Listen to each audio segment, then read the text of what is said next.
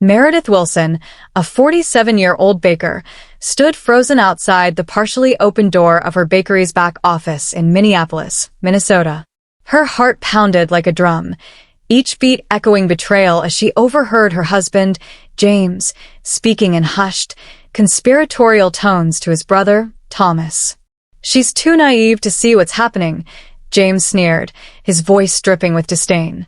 "Meredith's talent lies in crafting those perfect cupcakes, but business? Please. She doesn't even notice when I shuffle funds around. And those loan documents? She signed them without so much as a glance." Thomas's laughter, sharp and mocking, cut through the air. "This is almost too easy, man. By next month, we'll own it all. She'll be out, and when the business collapses, no one will point fingers at us." James chuckled darkly. "After 20 years, she's still so blindly in love with me. It's pathetic how simple this is." Meredith's hand flew to her mouth, stifling a gasp that threatened to betray her presence. Her pulse roared in her ears, so loud she feared it might give her away through the thin office wall. With trembling legs, she tiptoed backward, praying the creaky old floorboards of Sweet Dreams Bakery wouldn't groan under her weight. She slipped out the rear entrance into the cool, crisp autumn air of the alley, leaning against the rough brick wall as nausea surged within her. Sweet Dreams Bakery, her pride and joy, built from scratch over 15 years, had funded their daughter Veronica's college education. Now, it was the target of her husband's greed, a scheme she'd been too trusting to suspect. How had she missed the signs? The late-night business meetings James held with Thomas, the subtle nudging to sign paperwork because she was too busy baking, the patronizing tone that had crept into his voice over time, she dismissed it all. Taking deep breaths to steady herself, Meredith realized confronting them now, in her state of shock, would be reckless. She needed time to process, to uncover the full extent of their plan. As she circled to the front of her shop, she spotted a sleek, shiny new car parked across the street, Thomas's latest indulgence, likely funded by her cupcake sales. A chilling thought struck her. What if the financial damage was worse than she imagined? What if this betrayal wasn't just personal, but spelled complete ruin for her livelihood? Sweet Dreams had begun as a humble weekend venture at local farmers' markets. Baking was Meredith's passion, a gift passed down from her grandmother in a small town just outside Minneapolis. When extra money was needed for Veronica's braces, Meredith started selling her treats. James had been her biggest cheerleader then, helping set up her market tent every Saturday. "You've got a real gift, Mare," he'd said, using his old pet name for her. "These are the best cupcakes in Minnesota."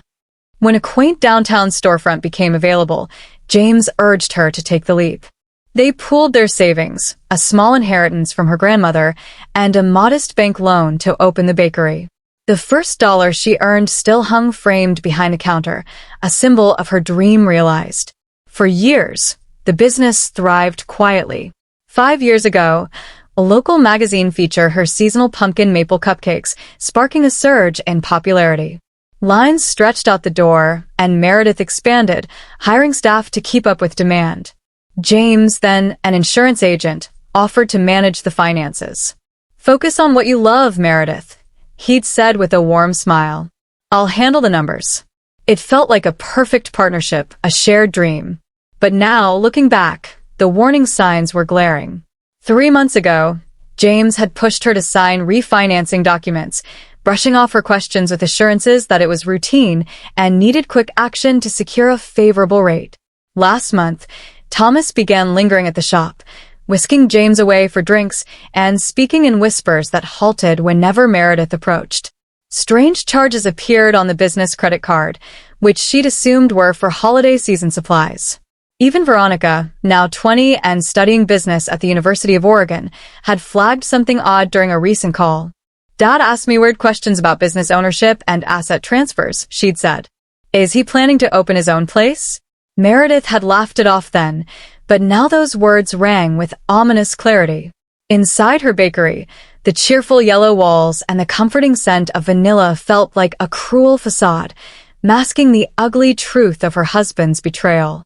A week later, Meredith visited her accountant, Beverly, whom James had recently suggested replacing.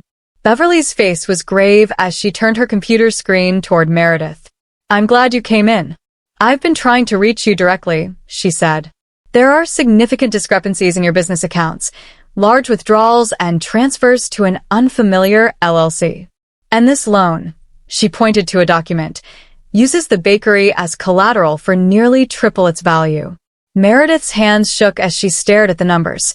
Six-figure sums siphoned off over months, an oppressive loan she hadn't fully understood when signing. "Who has access to these accounts?" Beverly asked gently.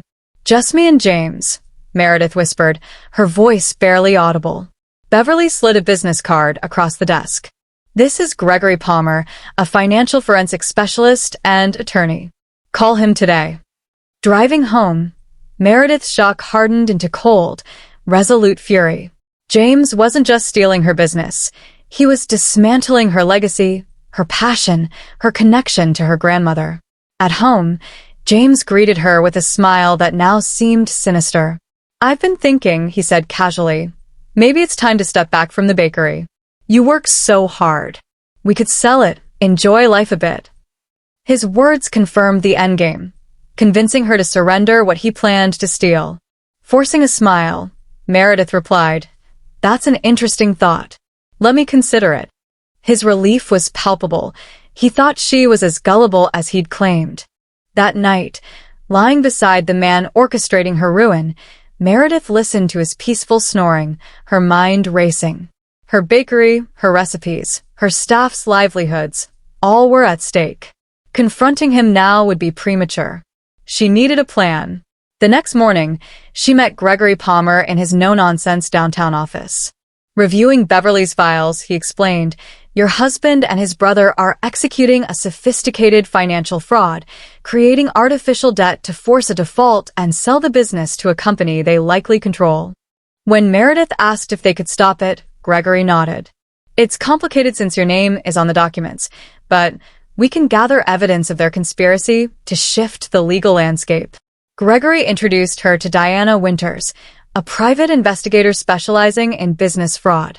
"Men like James and Thomas get sloppy because they think they're untouchable," Diana said with a confident smile. Their plan was clever. Diana would pose as a potential investor, gaining their trust through fabricated mutual contacts and recording their scheme. Meanwhile, Meredith would play the part of the oblivious wife, quietly securing her assets with Gregory's help. They photographed equipment, cataloged inventory, and gathered proof of her original contributions. The bakery, her sanctuary, was now a battlefield, and Meredith was ready to fight. This was war, and James had no idea who he was up against. Her grandmother's recipes, her daughter's future, her staff's trust, they were worth defending. With every step, Meredith reclaimed her power, determined to protect Sweet Dreams Bakery from the strangers she'd once called family. For the next 2 weeks, Meredith Wilson lived a double life, her heart a battlefield of resolve and fear. At Sweet Dreams Bakery, she greeted customers with her trademark warmth, her smile masking the storm within as she crafted new recipes, the scent of vanilla and cinnamon a bittersweet reminder of her passion. At home, she played the role of the unsuspecting wife, feigning ignorance as James's business meetings with his brother Thomas grew more frequent, their hushed tones barely concealing their scheming. One evening, James announced he'd be meeting Thomas to discuss insurance matters. Meredith knew better. Diana Winters, the private investigator, would be there, posing as an investor, her wire recording every damning word. "Take your time," Meredith said, her voice honeyed with false sweetness. "I've got plenty to keep me busy here." As soon as James left, Meredith slipped into his home office, a space she rarely entered. Her pulse raced as she searched for evidence, her fingers trembling with each drawer she opened. After an hour, she uncovered a hidden folder tucked beneath a stack of innocuous papers. Inside were copies of the fraudulent loan documents, handwritten planning notes, and a chilling business plan for Wilson Brothers Bakery, set to open at her bakery's location with a timeline that marked her exit by month's end. Her hands shook with fury as she photographed every page, documenting their betrayal. As she replaced the folder, her eyes caught something that froze her blood, a life insurance policy on her, taken out 3 months ago, naming James as the beneficiary with a staggering payout. She dialed Gregory Palmer, her attorney, her voice barely steady. "This changes everything," Gregory said gravely. "We need to move faster, Meredith. And please be careful." That night, as James returned home, his casual smile now sinister in her eyes, Meredith watched him with a new lens. Was the insurance policy mere financial planning, or something far darker? The stakes had shifted. She wasn't just fighting for her bakery anymore. She might be fighting for her life. The next day, Diana called with urgent news. "I've got them on record outlining the entire scheme," she said. "They're planning to trigger the loan default next week." Relief flickered, then dissolved into terror. Time was running out. "There's more," Diana added. "They're meeting a health inspector tomorrow, Robert Jenkins, Thomas's wife's cousin, known for taking bribes. They're paying him to fabricate violations at Sweet Dreams to tank your reputation before they seize the business." Meredith's plan felt like it was unraveling. They were attacking from angles she hadn't anticipated, moving faster than she and her team could counter. 2 days later, Jenkins arrived at Sweet Dreams, his routine inspection a thinly veiled performance. Meredith recognized him from Diana's surveillance photos. His smile was cold, his eyes calculating as he ran his finger along spotless counters, testing for residue that didn't exist, snapping photos of pristine equipment, and scribbling notes with theatrical fervor. She knew his report would condemn her bakery, regardless of what he found. That afternoon, her daughter Veronica called from Oregon, her voice tense. "Mom, something weird is happening," she said. "Dad just asked me to sign some paperwork he's sending, something about protecting the family business, saying I'm a beneficiary. What's going on?" Meredith's heart raced. "What did you tell him?" she asked. "That I'd look at it first," Veronica replied. "I'm not signing anything I don't understand." Relief flooded Meredith. "Good. Don't sign anything, and don't even open the package. I'll explain soon, I promise." Hesitating, she added, "Your father and Uncle Thomas are trying to take the bakery from me. It's complicated, but I'm handling it." Veronica's response was immediate. "I'm coming home." Meredith refused. "Stay there. Focus on your studies. I've got help." Hanging up, she stared at the bakery's walls, adorned with framed reviews, customer photos, and her business license. They were trying to steal everything, even manipulating her daughter. The line had been crossed. Meredith contacted Lynette, a real estate agent specializing in commercial properties. "If I wanted to sell Sweet Dreams, how quickly could it happen and what's it worth?" she asked. Lynette's answer stunned her. Given the bakery's stellar reputation and prime downtown location, it could fetch nearly double Meredith's estimate, with a sale potentially closing in weeks. A bold plan crystallized. What if she sold the bakery on her terms, not theirs, to someone who'd cherish her legacy? She pitched the idea to Gregory. "It's risky," he warned. "If James catches wind before we're ready, he could block the sale. But if we pull it off, you control the proceeds, and with our evidence, we can ensure he gets nothing from his fraud."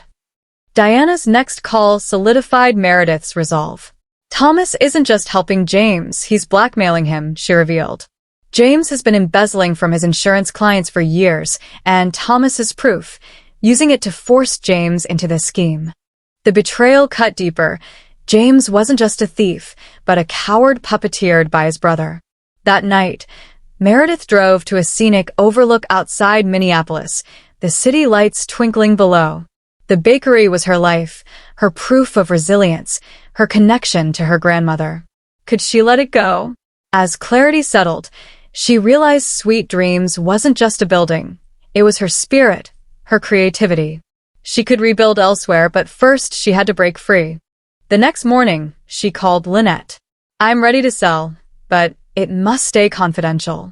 Lynette connected her with Helen Bryant, owner of Heavenly Bites, a respected competitor with 3 thriving locations. By the weekend, Meredith, Helen, and Gregory were negotiating in his office.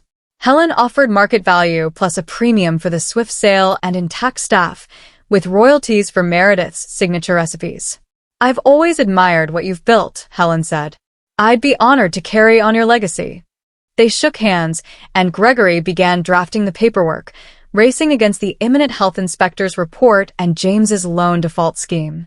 Diana's surveillance delivered a breakthrough, capturing James and Thomas discussing their plan in Meredith's office. Once the health department slaps a shutdown notice on the door, the loan terms will trigger, James said. "She'll be too upset about the violations to notice we're taking the business." Their callousness was staggering. 15 years of marriage, and James saw her as a pawn. An unexpected hurdle emerged when the bank flagged unusual account activity.